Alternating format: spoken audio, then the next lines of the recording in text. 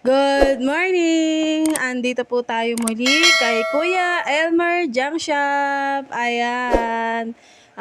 Tumawag po kasi si Kuya Elmer para po magpahakot ng kanyang kalakal.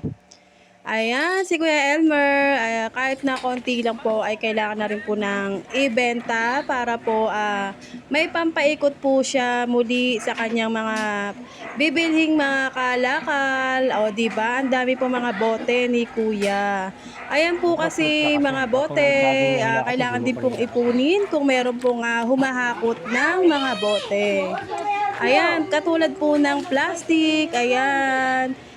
Iipunin din po yan para po pag pipick upin po dito ay marami-rami din po ang kanilang kukuning kalakal. Hindi naman nakakahiya sa humahakot, di ba? At ayan na nga po, kinikilo po ang kalakal para po mailista na po natin.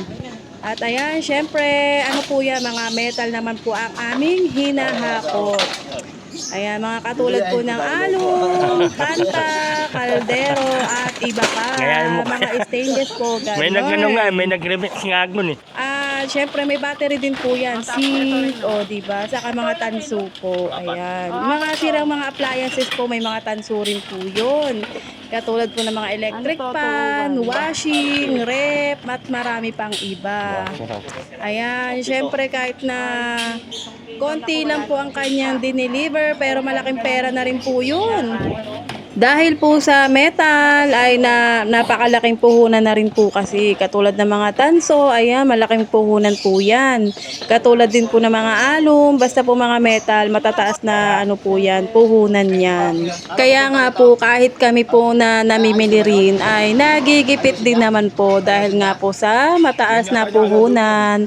Pero yung mga plastic ay nako ay napakababa po ng mga bilihan ngayon. Kaya ayan, ang laki rin po ng nalugi namin dun sa plastic. Ang dami pong na-stock po dito sa amin. Kaya dineliver na lang din po namin. Wala naman po kami magagawa dahil kailan pa tataas. Di po natin alam. Kaya ayan, dineliver na lang din po namin kasi na-stock na rin po kasi yun ng matagal. Kaya no choice na lang din po para maging pera na lang din po ang kalakal na aming plastic.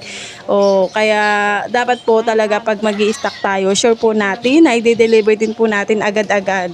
Kasi kami po talaga ay talagang nag-i-stock po talaga kami ng mga kalakal. Ayan, hinihintay pa po namin na tumaas ang tumaas. Ayan nga po, inabutan kami ng baba. Kaya ayan, mayroon pa doon sa amin pero inuunti-unti na rin po namin i-deliver at saka hindi na po ako namimili ng plastic. At ayan na po, uuwi na po kami niyan at nakapamili na po kami.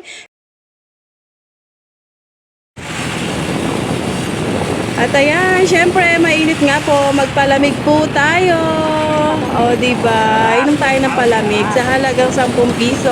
Ayan, mapipresh na po ang ating katawan. Share na lang po kami ng aking asawa. Ayan, magkasama po kami niyan. Ayan, simula nung kami po ay nag-start na magnegosyo ng junk shop.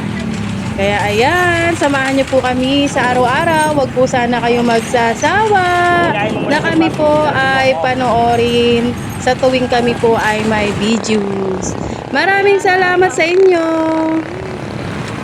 Ayan po, ayan, nakapamili na po kami ng aming mga kalakal. Mga nagpahakot, ayan, nahakunan na po kami.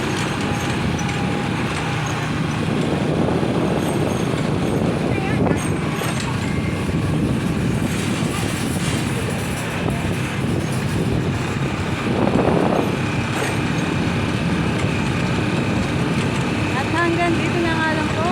Maraming salamat. Don't